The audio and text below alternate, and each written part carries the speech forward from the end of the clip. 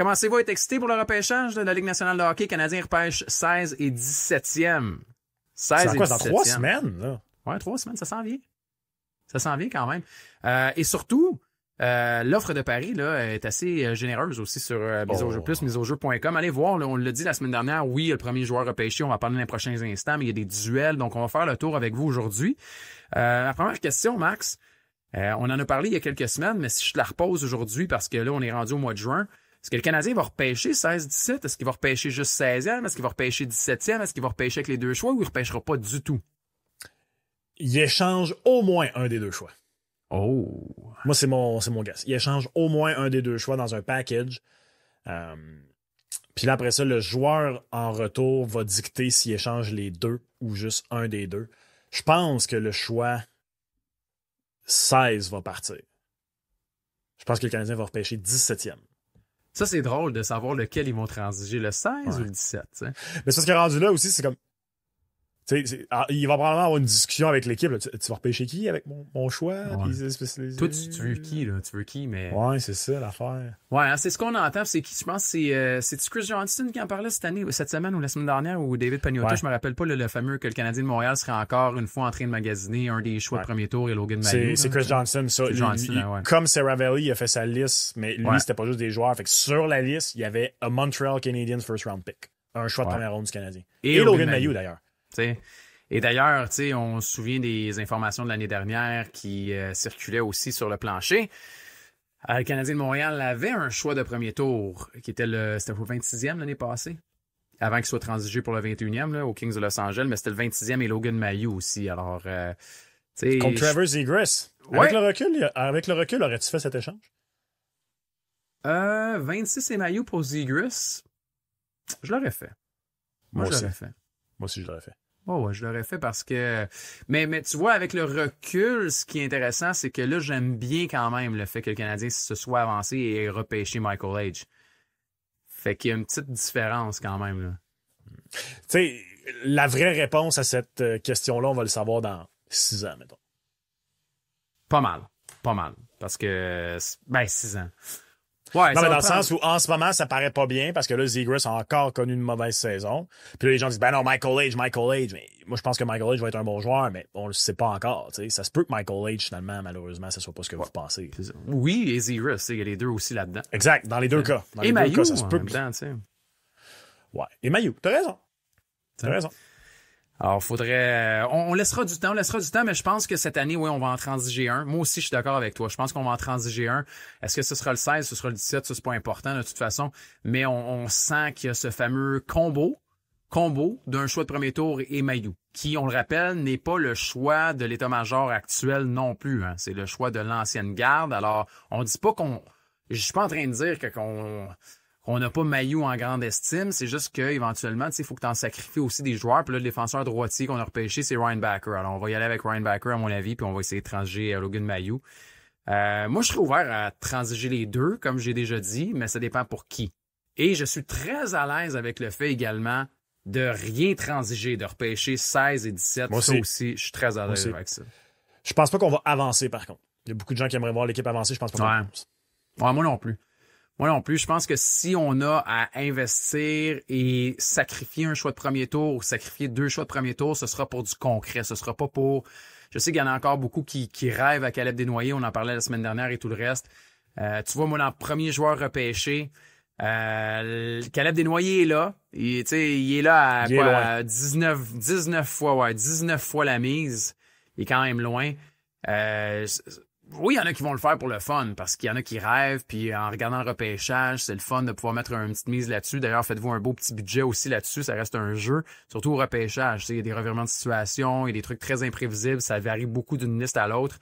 Mais tu vois, pour moi, là, fut un temps où je me disais, Caleb Desnoyers peut-être, mais depuis le dernier mois, avec tout ce qui est arrivé, là, je touche pas à Caleb Desnoyers, le Canadien de Montréal.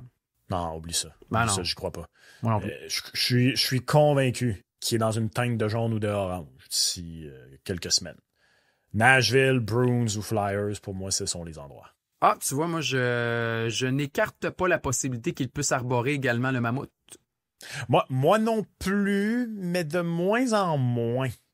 honnêtement. On a vu Bill Armstrong et ses recruteurs qui ont fait la route, qui étaient sur place aussi. Mais on a vu Petit Bonhomme Pas de Cou aussi.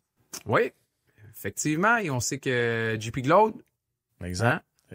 Mais c'est quoi, pour le choix du Canadien, là, Carbonneau continue d'être de loin le favori à 2,75.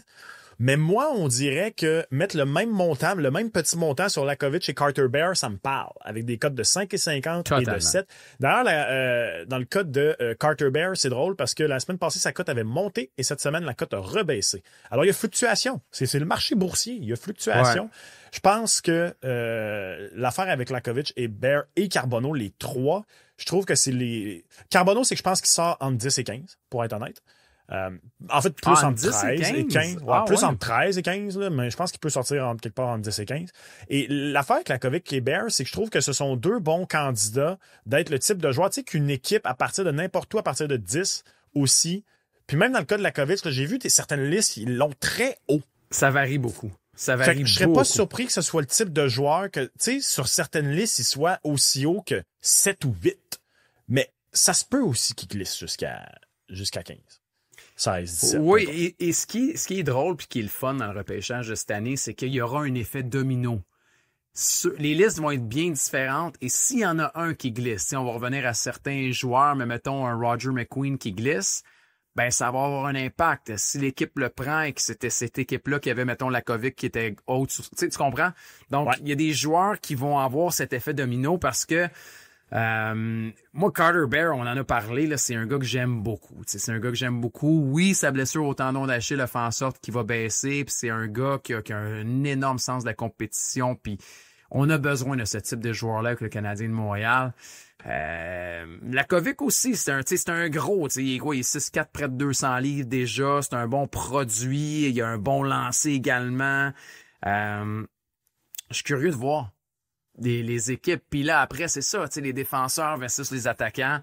Moi aussi, j'aime beaucoup les cotes de Bear et de Lakovic. Et surtout, tu l'as dit, c'est que ces cotes-là vont varier et pas à peu près. Là. En direction vers le repêchage, ça se peut qu'on se parle, mettons, une semaine avant le repêchage ou quelques jours avant.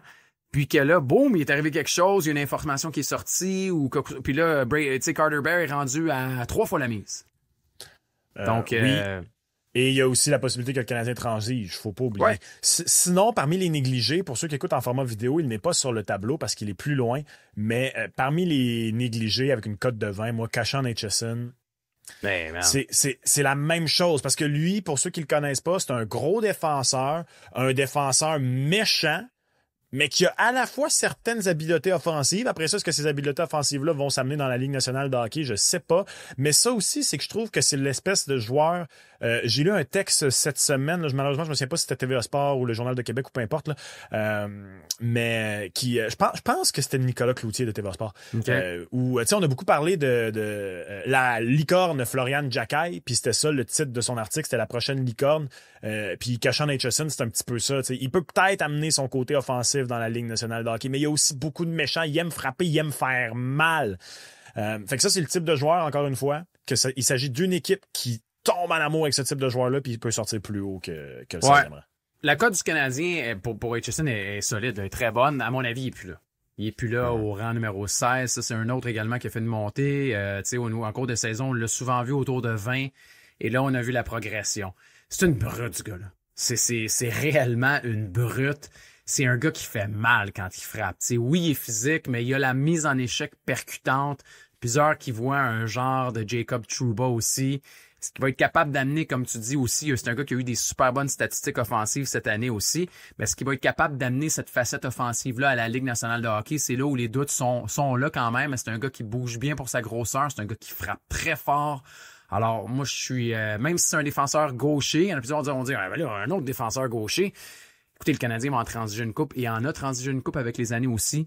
C'est un gars que vous allez adorer si le Canadien de Montréal met la main sur Aitchison parce que c'est un gars qui va de mise en échec percutante. Mais à mon avis, il sera plus là au rang du Canadien de Montréal, Max, par exemple. Ça serait dommage. Ben, écoute, ça se peut, comme on dit, mais des noms qui sont réalistes, là, On voit même, là, comme tu dis, en format vidéo, on n'a pas mis les noms de Caleb Desnoyers qui est à 19 fois la mise. On n'a pas mis Brady Martin qui est là à 19 fois la mise, parce que, à mon avis, Brady Martin sera parti également. Logan Hensler qui est là, qui est un défenseur également, que moi, je regarderais ailleurs, honnêtement. Il est à 12 fois la mise, mais pour le moment, là, les cotes les plus attirantes pour moi au niveau du risque versus le rendement, c'est vraiment la Kovic Piber à 5,5 et à 7. Oh, on est d'accord. Mon choix serait Carbonneau, mais je pense plus qu'il va être là. Tu penses qu'il va être avant? Alors, OK, on reviendra sur un pas longtemps avant, là. Je pense qu'il va peut-être sortir 15, 14. OK.